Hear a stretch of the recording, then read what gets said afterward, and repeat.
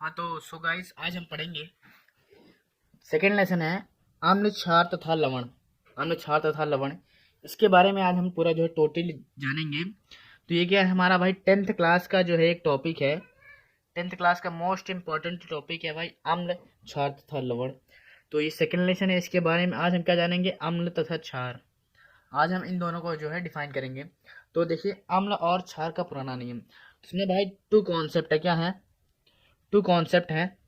एक होता है पुराना नियम और एक होता है, एक क्या है ओल्ड है और एक है मॉडर्न। ठीक है, एक ओल्ड बताएंगे हम आपको और एक मॉडर्न बताएंगे। ठीक है, दो कॉन्सेप्ट आज हम इसको बताएंगे आपको। तो पहले देखते हैं ओल्ड।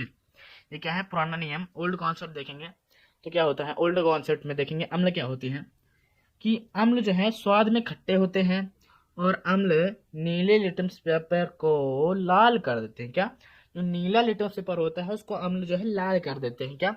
अम्ल नीले लिटमस पेपर को लाल कर देते हैं और क्या होता है, स्वाद में खट्टे होते हैं। तो ये पुराने कॉन्सेप्ट में अम्ल था। ठीक है, और आपको कोई पूछ लिया, मैंने अगर आपसे किसी ने पूछ लिया कि भाई अम्ल क्या होता है, आपने डेफिनेशन बता दी, और आपने किसी ने पूछ लिया भाई लिटमस पेपर क्या होता है, क्या लिटमस पेपर, तो नोट में हम आपको बता रहे हैं कि लिटमस पेपर क्या होता है। तो प्राकृतिक जो लिटमस पेपर होता है, लिटमस पेपर होता है, वो लाइकेन का बना होता है। किसका? लाइकेन का बना होता है। जैसे आपको किसी ने पूछ लिया भाई लिटमस पेपर किसका बना होता है, क्या होता है, तो आप सिर्फ ये बताएंगे कि प्राकृतिक लिटमस पेपर लाइकेन का बना होता है। ठीक है, तो आप क्षार देखते हैं। क्षार क्या होता है? क्षार स्वाद में कड़वे होते हैं। क्या? स्वाद में कड़वे होते हैं और यह जो है लाल लिटमस पेपर, क्या, और यह लाल लिटमस पेपर को नीला कर देते हैं। हम लोग स्वाद में कड़वे होते हैं और यह लाल लिटमस पेपर को नीला कर देते हैं। ठीक है, तो ये क्षार थे।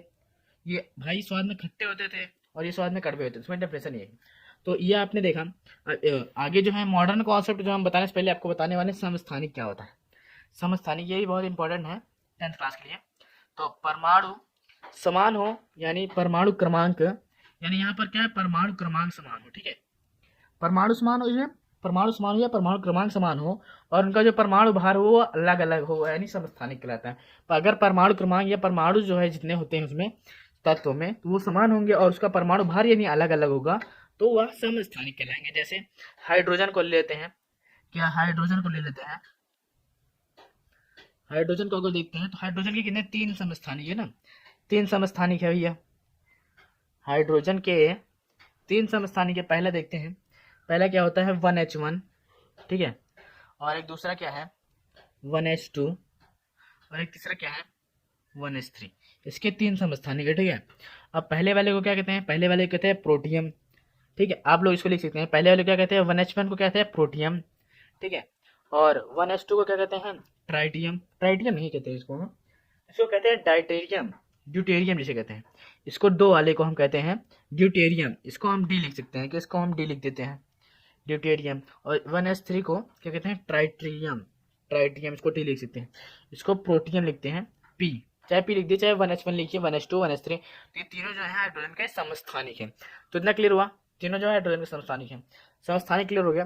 तो आप अब हमको बताएंगे क्या है, हमने क्या जाना है न्यू कॉन्सेप्ट यानी मॉडर्न कॉन्सेप्ट। तो इसे तीन वैज्ञानिक ने दिया था, तीन जो लोग थे भाई, आर्हेनियस दिए थे, ब्रोंस्टेड एम लोरी दिए थे, ल्यूइस दिए थे। तो हमको 10th क्लास में पढ़ना क्या है, ये पढ़ना है क्या, आर्हेनियस के अनुसार जो है अम्ल एवं क्षार का न्यू कॉन्सेप्ट पढ़ना है। तो आर्हेनियस के अनुसार पढ़ेंगे। अगर आप लोग चाहते हैं कि ब्रोंस्टेड एम लोरी को भी आपको बताएं तो आप हमें कमेंट कर दीजिएगा। ठीक है, तो पहले आर्हेनियस के अनुसार देखते हैं, ये मोस्ट इंपॉर्टेंट टॉपिक है। तो आर्हेनियस के अनुसार अम्ल और क्षार क्या होता है। देखिए अम्ल क्या होता है, वह यौगिक है जो जलीय विलयन में H+ यानी हाइड्रोजन आयन देते हैं। जलीय विलयन में H+ यानी हाइड्रोजन आयन देते हैं, वे अम्ल कहलाते हैं। ठीक है, एग्जाम्पल इसके आगे हम बता रहे हैं। तो जलीय विलयन में H+ आयन यानी हाइड्रोजन आयन देता है। कैसे था जलीय विलयन, जल में विलयन में, समझ रहे हैं, विलयन हमने पढ़ा है 9 में, विलयन क्या होता है ये हमको नहीं बताने वाले हैं। तो जलीय विलयन में H+ आयन आपको ये याद कर लेना है कि वे यौगिक, वे तत्व जो जलीय विलयन में H+ आयन देते हैं वे अम्ल कहलाते हैं। हम आपको ट्रिक बताएंगे कैसे आपको याद करना है। ठीक है, तो वे यौगिक जो जलीय विलयन में H+ आयन देते हैं वे अम्ल कहलाते हैं। ठीक है, तो अम्ल आपने देखा। तो अब क्षार देखते हैं। क्षार क्या होता है ये क्षार, तो वे यौगिक जो जलीय विलयन में, वे यौगिक जो जलीय विलयन में हाइड्रोक्सिल यानी OH- आयन, हाइड्रोक्सिल यानी OH- आयन देते हैं वे क्षार कहलाते हैं। तो ये थी डेफिनेशन। वे यौगिक जो जलीय विलयन में हाइड्रोक्सिल यानी OH- आयन देते हैं वे क्षार कहलाते हैं। ठीक है, अम्ल और क्षार की डेफिनेशन आपको पता चल गई। अब एग्जांपल देखते हैं भैया अम्ल। अम्ल के एग्जांपल अगर देखें तो HCl H2SO4 और CH3COOH। तो यानी इसमें होता है जहां H दिख जाए आपको, जहां आपको H दिख जाए वो अम्ल कहलाएगा। ठीक है, जहां आपको एच दिख जाए वहां पर अम्ल कहलाएगा। यानी उसमें क्या था, H+ आयन देता था ना, H+ हाइड्रोजन आयन देता था, इसलिए वो अम्ल कहलाता था जलीय विलयन में। ठीक है, तो इसमें H है, ये प्लस है, इसमें भी प्लस, इसमें भी क्या है, ये प्लस है, ये प्लस। ठीक है, ये माइनस, ये माइनस, ये माइनस, जहां आपको H+ दिख जाए वो अम्ल है। ठीक है, तो ये अम्ल के 3 एग्जाम्पल है, HCl, H2SO4, CH3, COH। इसको आप नोट कर लीजिएगा। तो सो गाइज आपने देख लिया है कि अम्ल का एग्जाम्पल आपने देख लिया। तो अब देखते हैं क्षार का एग्जाम्पल। किसका? क्षार का एग्जाम्पल क्या है? NaOH और CaOH2 और क्या है, AlOH3। तो ये 3 जो है आपके क्षार के एग्जाम्पल बनते हैं। तो हमने जो आपको क्षार बताया था उसमें जो है हाइड्रोक्सिल आयन आते थे, यानी OH आयन आते थे। तो ये Na+ हो जाता है और ये OH- आ जाता है, और इसमें Ca+, इसमें OH-, इसमें Al+ और OH-।